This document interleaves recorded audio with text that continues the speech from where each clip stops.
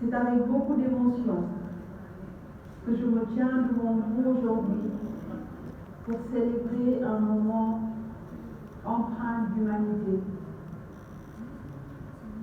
Nous sommes tous réunis ici pour la remise des subventions aux femmes courageuses qui affrontent le cancer dans des situations particulièrement difficiles.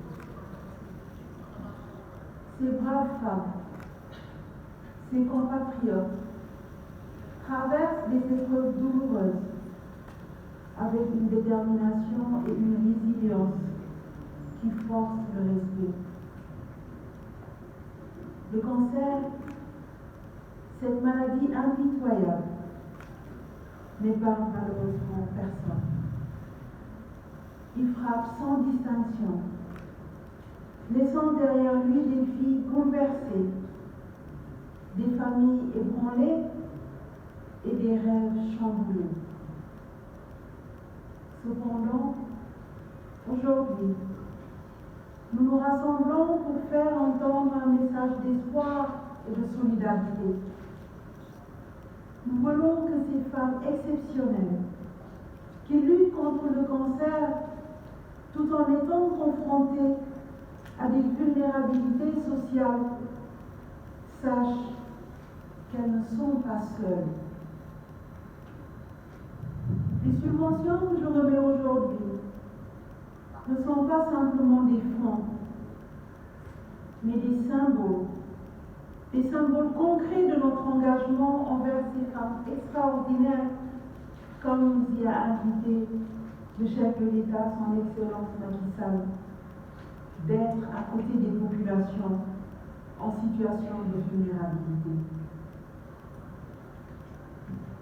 À ce propos, ces subventions visent à renforcer l'autonomisation de ces braves dames qui souvent sont confrontées aux rigueurs du traitement du cancer, permettant ainsi à ces femmes de se concentrer sur leur guérison et leur rétablissement.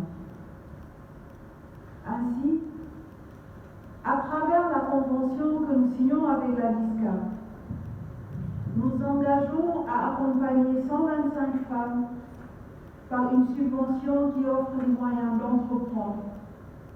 Mais au-delà, il s'agit d'accompagner 500 bénéficiaires dans la capacitation et la formation pour acquérir un savoir-faire. C'est aussi l'occasion de saluer l'engagement de la LISCA et le dévouement des professionnels de la santé qui accompagnent ces femmes dans leur parcours de guérison. Leur engagement inébranlable et leur compassion font la différence chaque jour, offrant un soutien essentiel dans les moments les plus difficiles.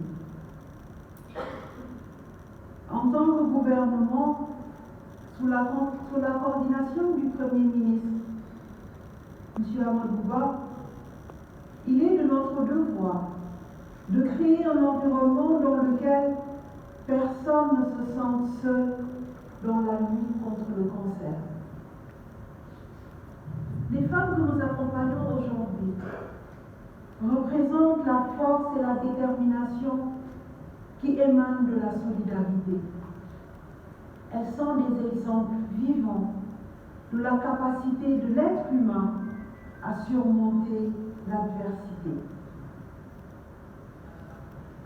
Par ailleurs, nous ne pouvons manquer de saluer les efforts consentis par le président de la République, son Excellence Macky Sall, dans la prise en charge des victimes du cancer.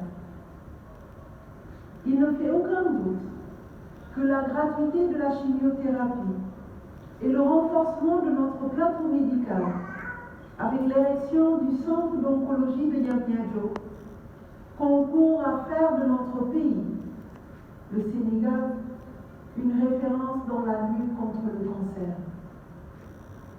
Pour terminer, je tiens à remercier sincèrement la LISCA, sa présidente, Dr Fatma Guénoun, toute son équipe et toutes ses bonnes volontés qui contribuent par de dons financiers du temps, tout simplement, par des paroles de soutien, à prendre en charge l'assistance sociale que méritent les victimes du cancer.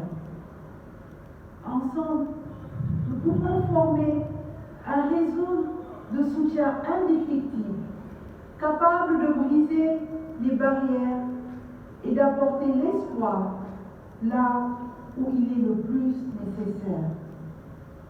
Sachez compter sur le ministère de la Microfinance et de l'Économie sociale et solidaire qui s'inscrit dans l'inclusivité et l'accompagnement de toute la population dans la matérialisation de l'ambition du chef de l'État, son Excellence le Président Macky Sall, de bâtir le Sénégal de tous, le Sénégal pour tous.